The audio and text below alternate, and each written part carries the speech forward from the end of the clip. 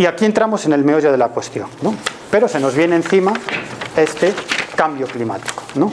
Este calentamiento global. Bueno, este señor que veis ahí se llama Douglas Rushkoff, es profesor de Economía Digital, Teoría de la Comunicación en la Universidad de Nueva York y es el mayor experto del mundo en prospectiva. ¿Qué es prospectiva? Bueno, adelantarse a los acontecimientos, ¿no? Él es asesor y consejero de los gobiernos más poderosos del planeta y de las corporaciones más poderosas del planeta que le piden a él y a su equipo que haga prospectiva, ¿no? Cómo va a ir la inteligencia artificial en los próximos 20 años para adelantarse a lo que va a suceder y poder invertir en ese sector de una manera o de otra, ¿no? ¿Qué es lo que va a pasar con la economía colaborativa, ¿no? Bueno, pues esta gente lo que hace es prospectiva y está considerado uno de los mayores expertos en prospectiva del planeta. Bueno, en agosto de 2018 lo contratan para dar una charla. Una charla en la que le dictan el título, El futuro de la tecnología. Bueno, una charla súper amplia, puedes hablar casi de lo que te dé la gana, ¿no? Y lo único que le explican, le pagaron muy bien, y lo único que le explican es que hablará ante una audiencia de directivos y de los mayores accionistas de los más importantes fondos de inversión del planeta. Y esto es lo que se piensa, bueno, una reunión de súper ricos, ¿no? Aquí los grandes directivos y dueños de los grandes fondos de inversión del planeta, que son los que mueven el planeta, tienen un poder brutal y no sabemos hasta qué punto, ¿no? Bueno, aquí en España, sin ir más lejos, lograron que el PSOE y el PP se pusieran de acuerdo. Cuando gobernaba Zapatero, uno decía hola y Rajoy, que estaba en la oposición, decía adiós, ¿no? No se ponían de acuerdo en nada, ¿no? Imaginaros para cambiar la Constitución en una madrugada. Golpe de teléfono, Zapatero lo ha contado, ¿no? Dice, coño, ¿qué vas a hacer? Cuando te llama el presidente chino, el de Estados Unidos, el británico, el ruso y los 5 tíos que controlan los fondos de inversión del planeta y te dicen, tienes que hacer esto, ¿qué coño vas a hacer? Pues eso, ¿no? O eso o te arrasamos. O tu economía se va a la mierda, ¿no? Y en una noche, llamada a Rajoy diciendo, oye, tienes que firmar esto, ¿no?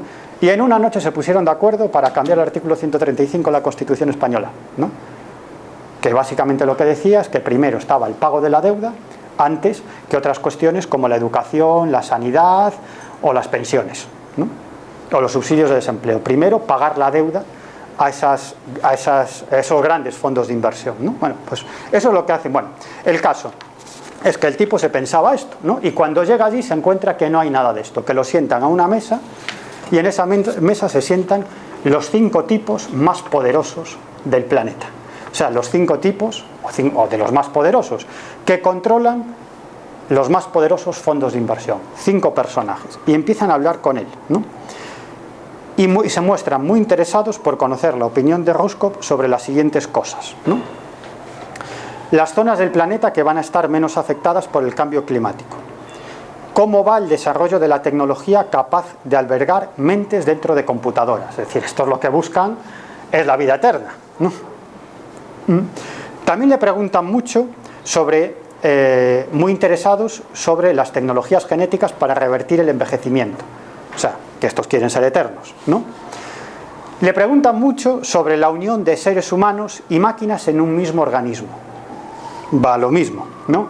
El riesgo del desarrollo de la inteligencia artificial para la supervivencia de la especie humana. Es decir, si en algún momento la inteligencia artificial puede volverse contra la especie humana y controlarla. Pero lo que más les sorprende, o sea, ya veis por dónde iban, ¿no? Somos multimillonarios, tenemos de todo y lo que queremos ya es no morirnos, seguir disfrutando de esta vida, ¿no? Bueno, y en un momento determinado empiezan a hablar entre ellos de forma muy preocupada del acontecimiento. El acontecimiento es un eufemismo. Eufemismo para referirse al colapso medioambiental definitivo, que provocaría el fin de la especie humana. Todo esto lo contó Rushkoff, ¿eh? Todo esto lo contó él, ¿no? Y sus cálculos es que esto sucederá antes de medio siglo. Que no es raro, porque también es lo que plantean muchos informes de los mayores especialistas del planeta. Y Rushkoff dijo lo siguiente sobre lo que sucedió en esa cena. Dijo, esta gente, estos 5 tipos, eran conscientes, porque claro, veréis, uno de los problemas es, claro, si viene el apocalipsis definitivo, ¿no? ¿Cómo vamos a sobrevivir nosotros, ¿no? ¿Cómo vamos a seguir manteniendo nuestras riquezas, ¿no? Y hablaban de construir búnkers, ¿no? Pero claro, les preocupaba cómo imponer su autoridad sobre el equipo de seguridad, ¿no? Si no iban a tener acceso a su dinero, a su capital, y eso es lo que más le preocupaba para la supervivencia de su familia, su gente, sus hijos, etcétera, etcétera. Y Roscoe escribe lo siguiente: esta gente o estos personajes eran conscientes de que necesitarían vigilantes armados para proteger sus instalaciones de las masas encolerizadas. Pero ¿con qué iban a pagarles cuando el dinero ya no valiera de nada? ¿Y qué impediría a su guardia armada elegir a su propio líder y acabar con ellos, ¿no? Estos multimillonarios barajaban recurrir a cerraduras de combinación especiales para proteger el abastecimiento de alimentos que solo ellos controlarían, o poner a sus vigilantes algún tipo de collar disciplinario a cambio de su propia supervivencia, e incluso crear robots capaces de servir como guardias o trabajadores si es que daba tiempo suficiente para desarrollar la tecnología necesaria antes del acontecimiento.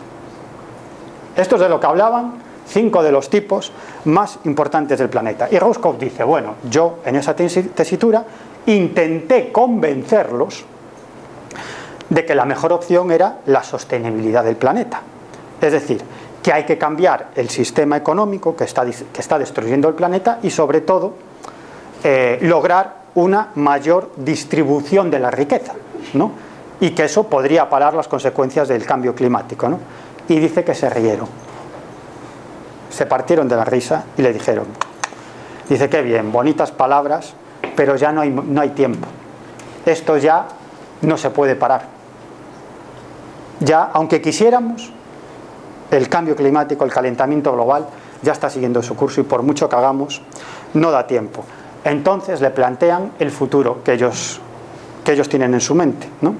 Reunir los medios suficientes para aislarse y protegerse, ellos y la élite dominante, ¿no?, del resto de la masa, e invertir grandes capitales en agencias espaciales privadas con un objetivo: huir de la Tierra hacia bases permanentes en la Luna y en Marte, ¿no?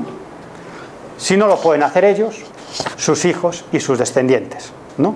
Una serie de elegidos que creen una nueva humanidad en la Luna, en Marte, en otros planetas. Y así se explican fenómenos que estamos viviendo desde hace algunos años, como el nacimiento de agencias espaciales privadas, porque estos grandes fondos de inversión están apoyando a estas agencias espaciales privadas, como por ejemplo la agencia espacial de este señor que veis aquí, que se llama Jeff Bezos, el fundador de Amazon, ¿no?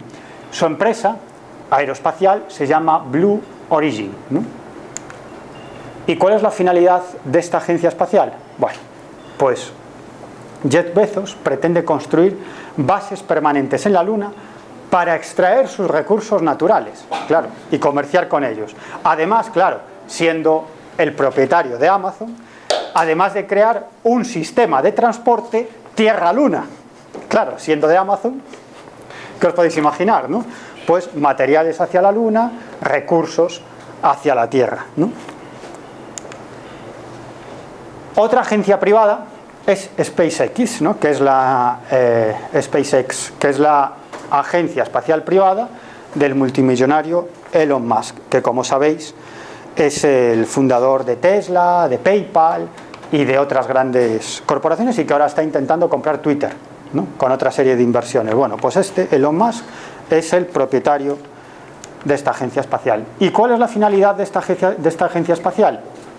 Pues es crear una nueva humanidad en Marte.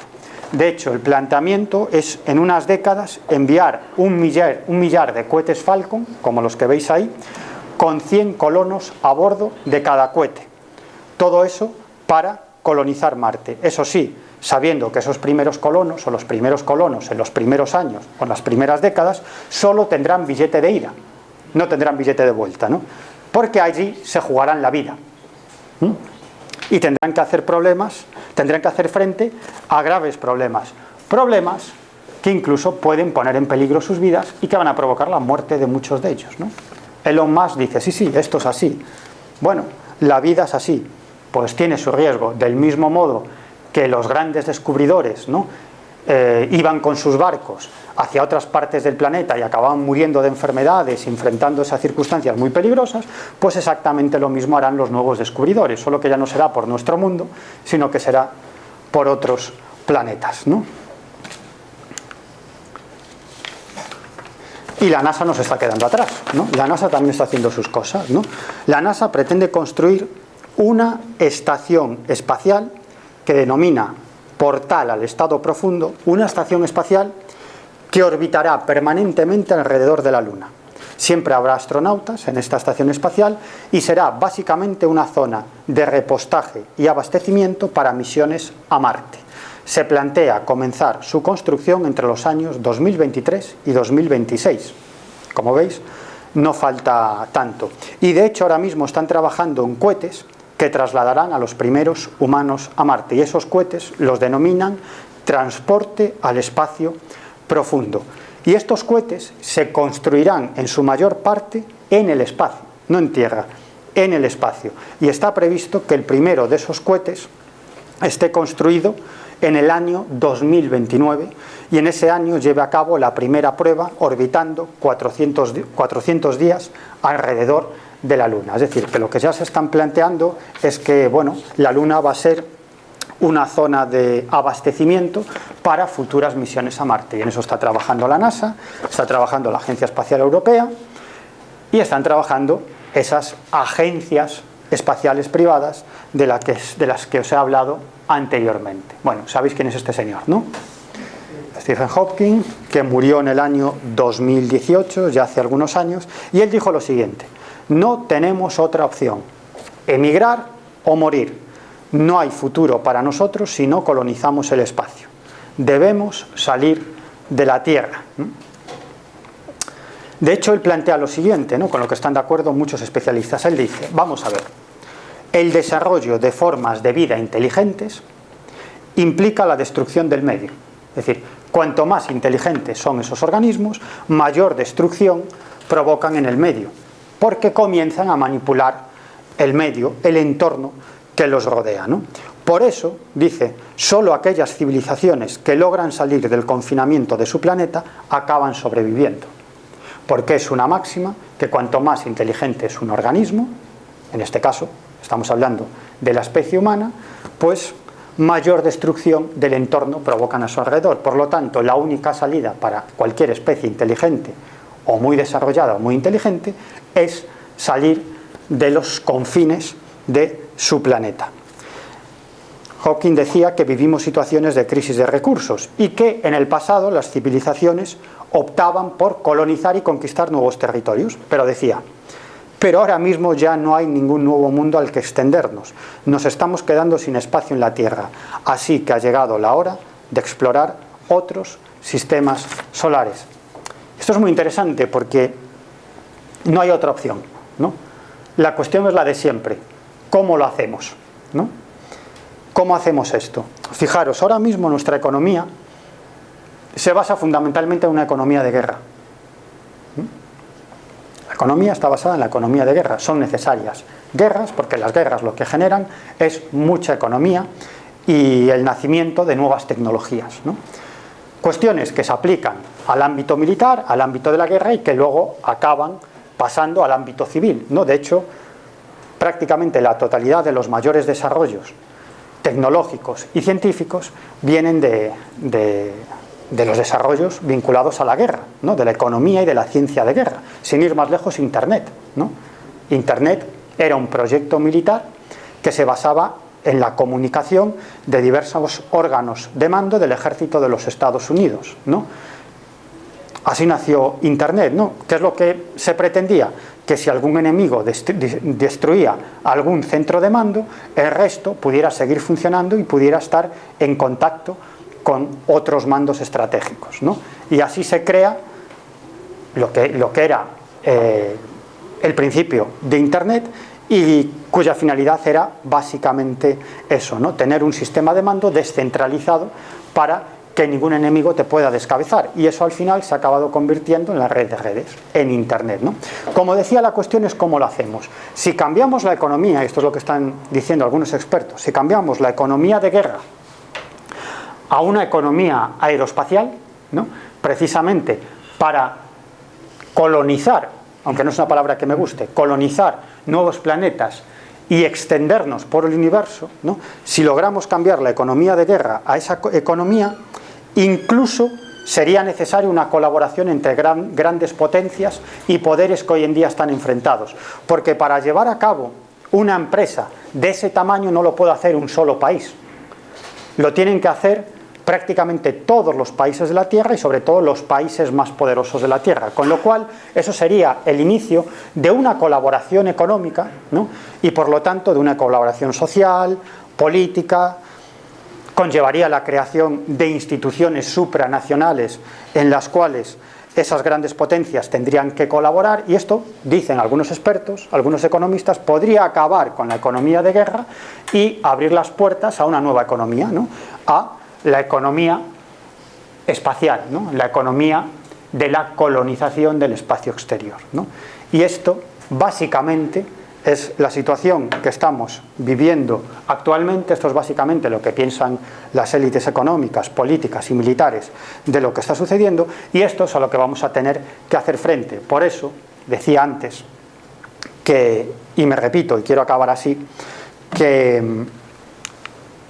no hay ninguna duda, ¿no? Siempre cualquier persona, cualquier generación que ha estado sobre la Tierra se piensa que es la generación más importante, ¿no? Porque está viviendo en ese momento, ¿no? Pero ahora parece que es verdad, porque de lo que hagamos en los próximos 20 o 30 años depende de que la especie humana sobreviva o de que no sobrevivamos. ¿Y sabéis qué pasaría si la especie humana no sobrevive? ¿Sabéis qué pasaría? Nada. Nada. Seguirían existiendo otras especies, seguirían evolucionando otras especies en el planeta Tierra, el planeta seguiría girando y, por supuesto, el universo, el cosmos, seguiría existiendo. También os digo, no pasaría absolutamente nada si la Tierra desapareciera en el próximo segundo. ¿Qué puede pasar? Porque hay efectos astronómicos masivos que están sucediendo en el universo constantemente, como por ejemplo, no sé, la explosión de una supernova, que ahora estamos aquí y en el próximo segundo de repente no existe absolutamente nada. No existe Tierra, no existe sistema solar e incluso no existe galaxia, ¿no? Hay eventos astronómicos que arrasan galaxias, ¿no? Entonces, también os digo, si desapareciera la Tierra no pasaría nada, si desapareciera nuestro sistema solar no pasaría nada, y si desapareciera la galaxia no pasaría absolutamente nada. Es decir, que no somos nada, ¿no? Por eso, a veces, yo que me desenvuelvo en los medios de comunicación, y en los medios de comunicación hay un elemento muy exacerbado que es el ego, ¿no? Y me he encontrado a algunas personas con un ego terrible que se piensan que son muy importantes, ¿no? A veces hay que ponerles una imagen, ¿no?, del universo conocido y decirles: la Tierra está aquí. ¿Ves dónde está la Tierra? Aquí. Y tú eres uno más de este planeta. O sea, que no eres nadie. Bueno, ya me callo.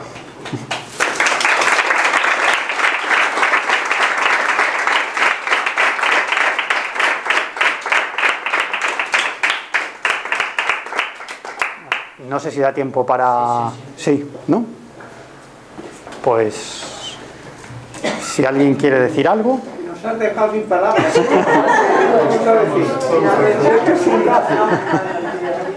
¡Qué barbaridad! Yo sí tengo una pregunta. ¿La verdad te asusta? No, a mí me asusta. Sí, yo tengo una pregunta. Sí. Si quieren colonizar Marte, entonces a lo mejor han visto algo y nos están mintiendo. Dicen, Marte es un planeta que no tiene nada. No. En realidad hay muchas cosas, ¿no? Siempre hay recursos naturales, seguro, ¿no? Y sobre eso hay estudios, pero no sabemos hasta qué punto, ¿no? Pero obviamente lo que se plantea es una vida muy dura para los colonos en las próximas décadas, ¿no? Una vida muy dura, y de hecho uno de los planteamientos es terraformar Marte, ¿no? Convertir Marte en una nueva Tierra, ¿no?, de forma artificial, ¿no? Y hay bastantes proyectos en ese sentido. Hay bastantes proyectos en ese sentido, ¿no? Y esto es muy interesante porque al final de eso se trata, ¿no?, de crear un entorno natural lo más parecido a la Tierra, pero claro, esto tiene graves complicaciones. Hay proyectos, lo que no quiere decir es que tengamos la tecnología ahora mismo, obviamente, para llevarlo a cabo, ¿no? Pero hay grandes proyectos en ese sentido, ¿no? Incluso, fijaros, uno de los proyectos más interesantes son la creación de robots plantas, ¿no? Entidades que son mitad robot y mitad planta, ¿no? Y esto es muy interesante, ¿no? A mí lo de los planetas es que es un tema que me fascina, ¿no?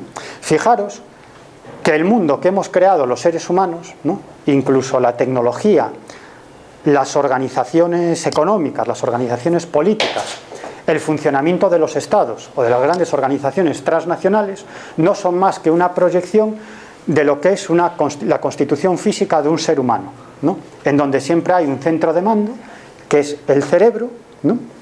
Y luego una serie de apéndices, ¿no? Entonces todas nuestras instituciones, incluso toda nuestra tecnología, que es un ordenador, que es un teléfono móvil, ¿no? Siempre hay un centro de mando, ¿no? Funciona así, ¿no? ¿Qué es un país? Siempre hay un centro de mando, ¿no? ¿Qué es una institución política? Un partido político. Siempre hay un centro de mando, ¿no? Y una serie de elementos, ¿no? Que realizan su función, pero siempre con un centro de mando. El centro de mando es el que dirige las funciones, ¿no? En el fondo no es más que una proyección de lo que somos los seres humanos, pero las plantas no son así. En las plantas, todas sus partes realizan todas las funciones, ¿no? Las plantas están divididas en nódulos, ¿no? Esa es la razón por la que si llega un depredador y se come el 95% de una planta, con ese 5%, con ese 2%, con ese 3%, la planta vuelve a crecer y sobrevive, ¿no? O sea, en la planta no hay un elemento que haga una función, sino que todo hace todas las funciones, funcionan en nódulos, ¿no?